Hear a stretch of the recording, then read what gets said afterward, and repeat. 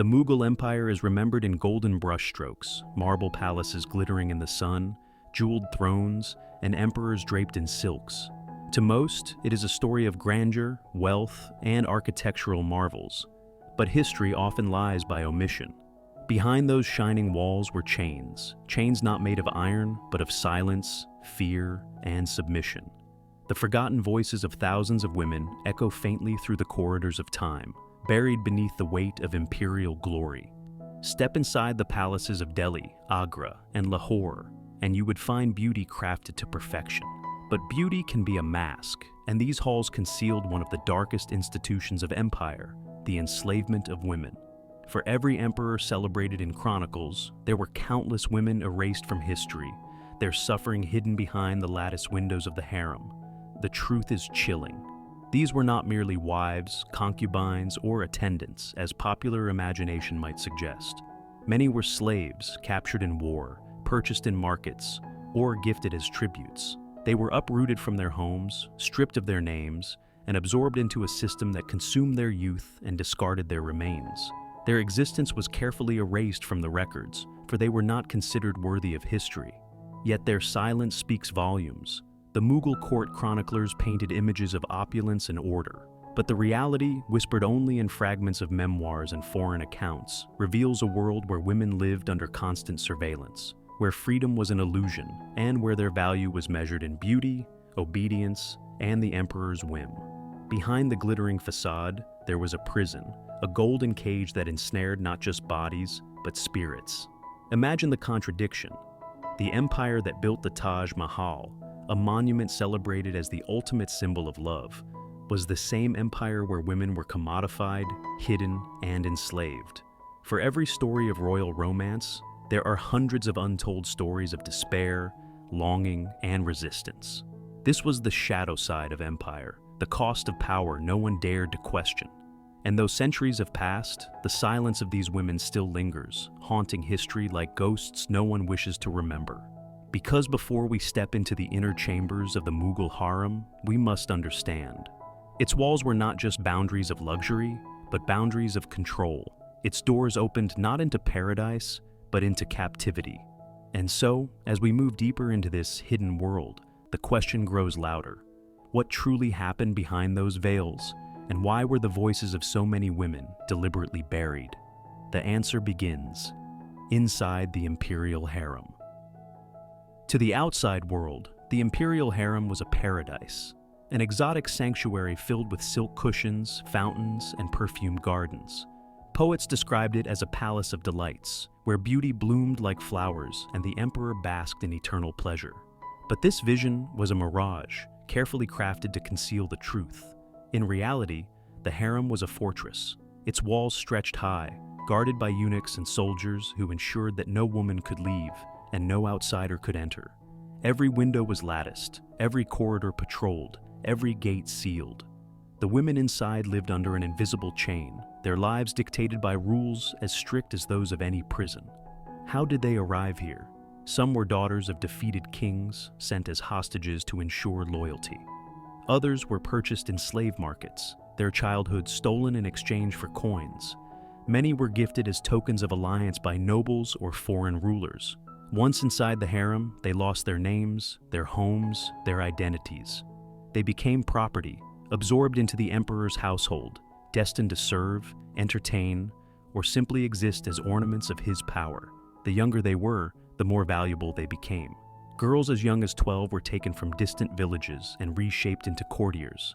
They were trained in music, poetry, and dance, not for their own growth, but for the amusement of those who ruled them. Their beauty was polished, their bodies molded to fit a role, their choices erased. Behind the luxurious facade, the reality was one of suffocation. Foreign travelers often marveled at the scale of the Mughal harems, describing hundreds, sometimes thousands of women confined within. But they rarely saw the truth of those lives. These women could not walk freely in markets, could not visit family, could not choose their futures. They were watched constantly by eunuchs, whose loyalty was absolute and whose task was to ensure silence and obedience.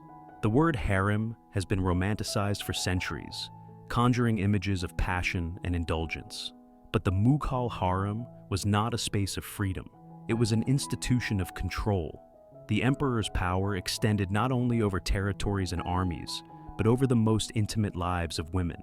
Every smile, every word, every movement of these women was orchestrated, monitored, and judged. There were exceptions, of course. A handful of women, through cunning or beauty, managed to rise in influence, whispering into the emperor's ear or gaining control over household affairs. But these were rare stories. For the majority, the harem was a lifelong sentence, a gilded captivity disguised as paradise. And yet, even inside these walls, resistance simmered quietly. Some women plotted escape, others found ways to communicate with the outside world, and many clung to memories of a life before chains. Their silent defiance would often come at great cost, because disobedience was met with swift and brutal punishment. Which brings us to the darkest aspect of life inside the harem, the system of discipline, punishment, and control that ensured silence through fear. Inside the Mughal harem, silence was not merely expected, it was enforced. The illusion of paradise could only survive if the women within remained obedient, unseen, and unheard. To achieve this, the empire created a system of discipline so strict, so unforgiving, that fear became the very air these women breathed. Every movement was monitored. Eunuchs patrolled the corridors, their eyes and ears sharpened for any hint of disobedience.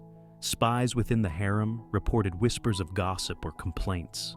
Even the smallest act of defiance, refusing a command, speaking out of turn, or attempting to contact the outside world, could unleash terrifying consequences.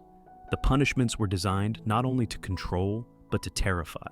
Some women were confined to dark, airless chambers for weeks, their isolation a living death. Others were beaten or branded, their bodies scarred as warnings to all. Foreign accounts tell of women executed for plotting escape, their lives extinguished in silence to protect the empire's reputation.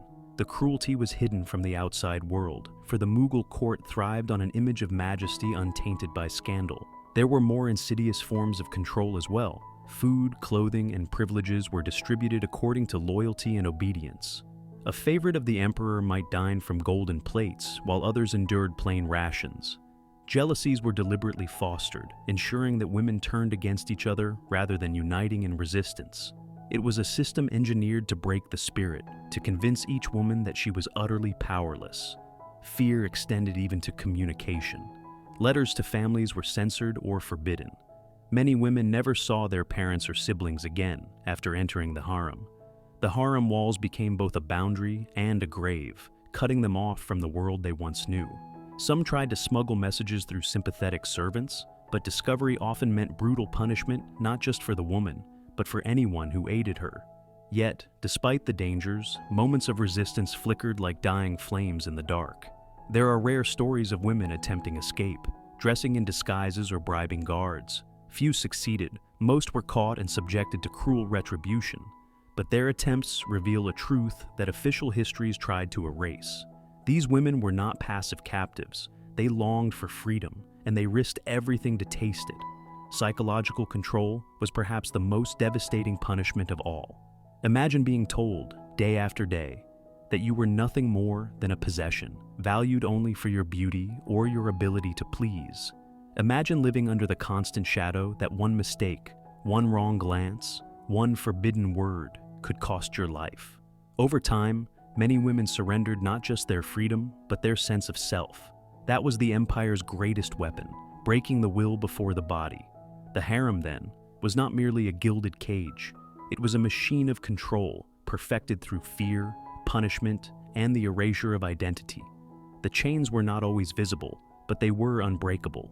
And in this prison of obedience, another truth emerged.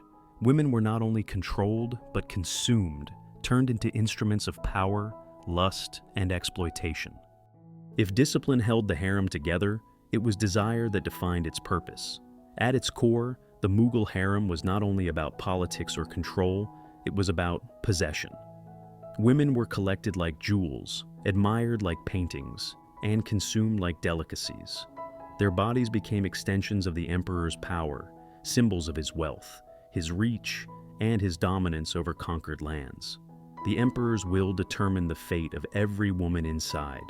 Beauty was both a gift and a curse.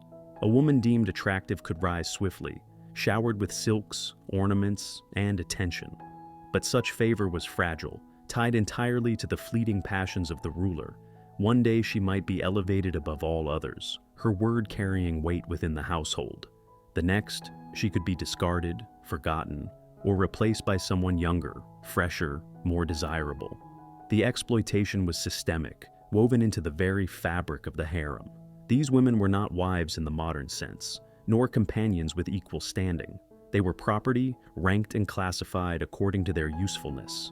Some served as entertainers, trained to dance and sing. Others existed as concubines, their value tied only to physical allure. Even childbirth was not freedom. It only tightened the chains, binding a woman's fate to the survival of her child and the shifting politics of succession. Yet, it was not only the emperor who exploited these women.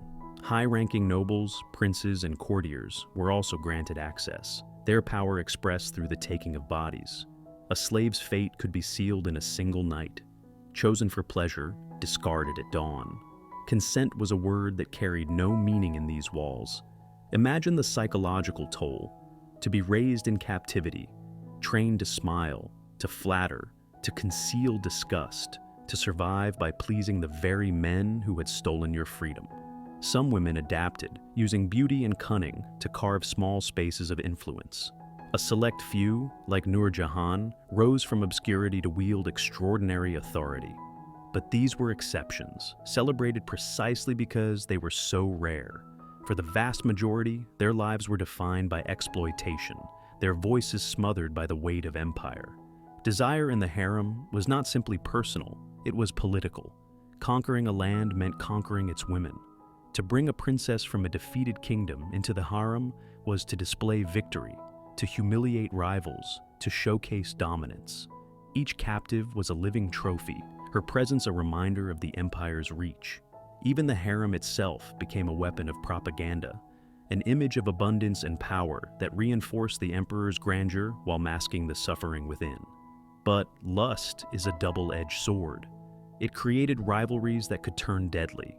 Women competed for attention, sometimes resorting to schemes or betrayals.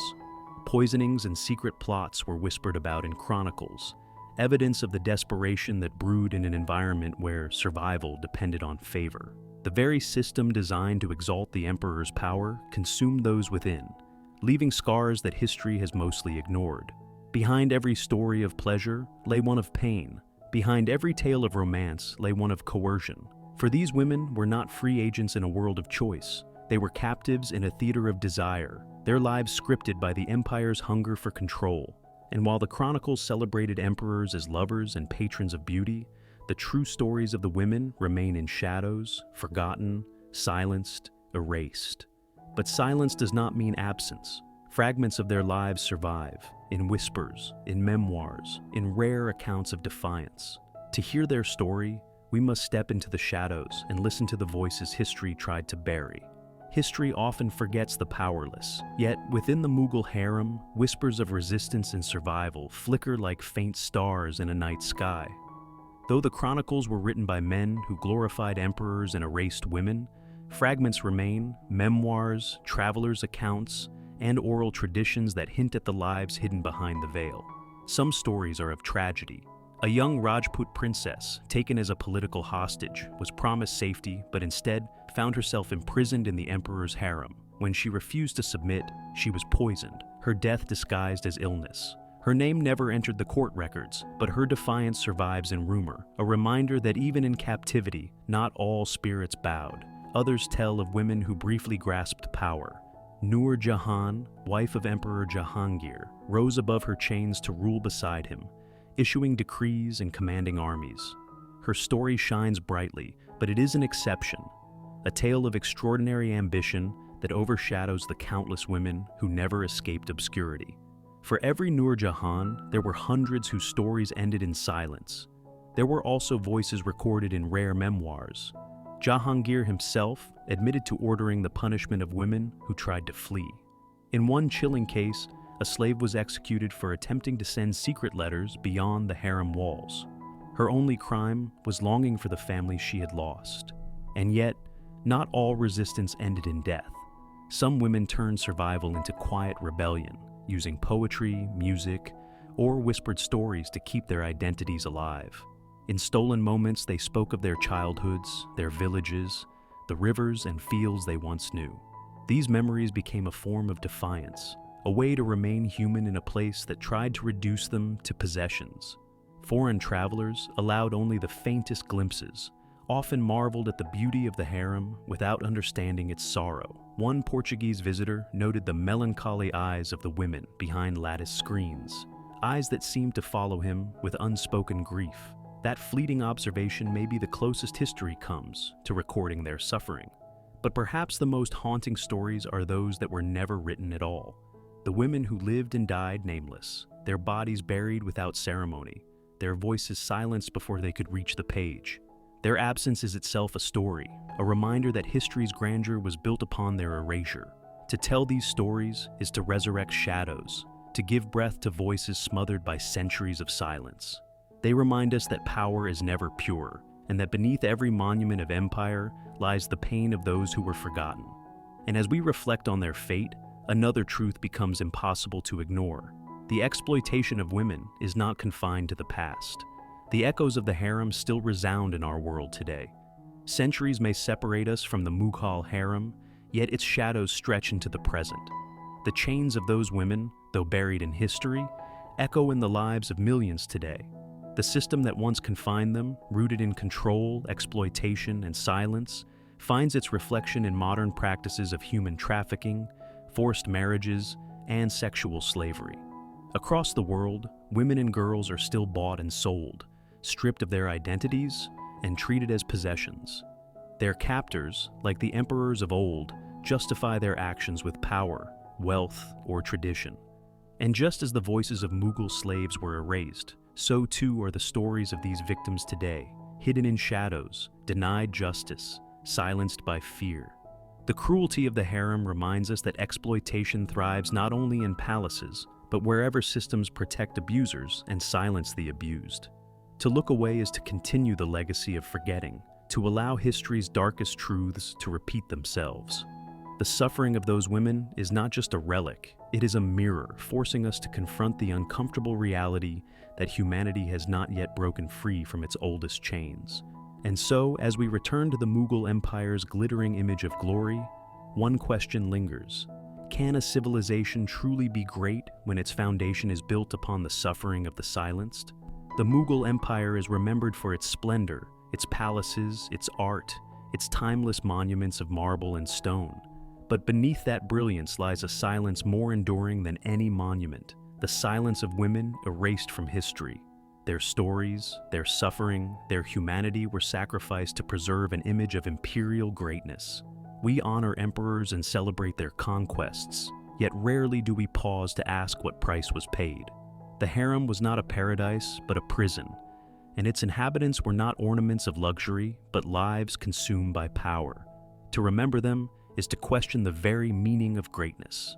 Can glory be true if it is built upon chains? Can beauty endure if it is born of suffering? The women of the harem may have been silenced, but their absence speaks louder than words. Their silence is history's most haunting testimony.